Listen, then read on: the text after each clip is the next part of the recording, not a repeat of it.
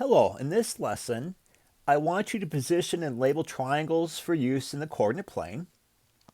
I want you to write coordinate proofs, and vocabulary is coordinate proof.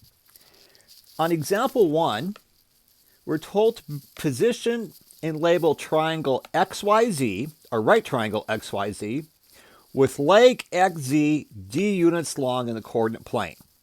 So what I'm going to do is leg means the side, not the hypotenuse. So I'm going to put X at the origin, and I'll put Z over here someplace, and this is going to be D units long.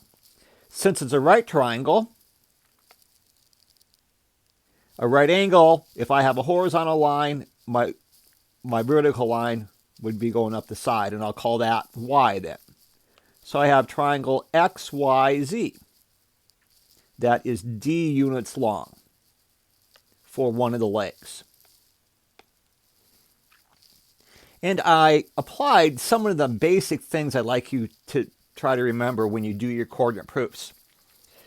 That is, keep in the first quadrant if you can. But sometimes it might be symmetric, so maybe you want to have the y-axis being a line of symmetry.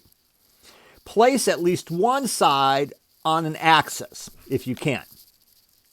Keep the and then use the coordinates that make it computation as simple as possible. Like if I talk about a midpoint, you know you're going to have to divide by 2, so don't use something that's going to give you a fraction.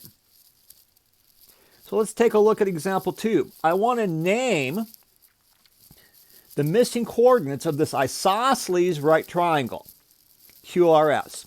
The key here is isosceles. That means we know both sides are the same, and we know it's a right triangle. Q is placed at the origin, so Q is 0, 0.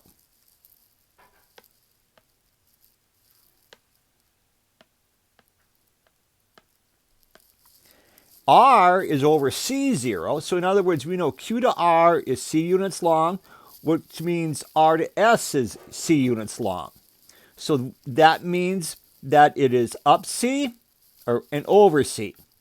So it's CC, because it has to have the same. It's to the right C and up C. And that's it for that one.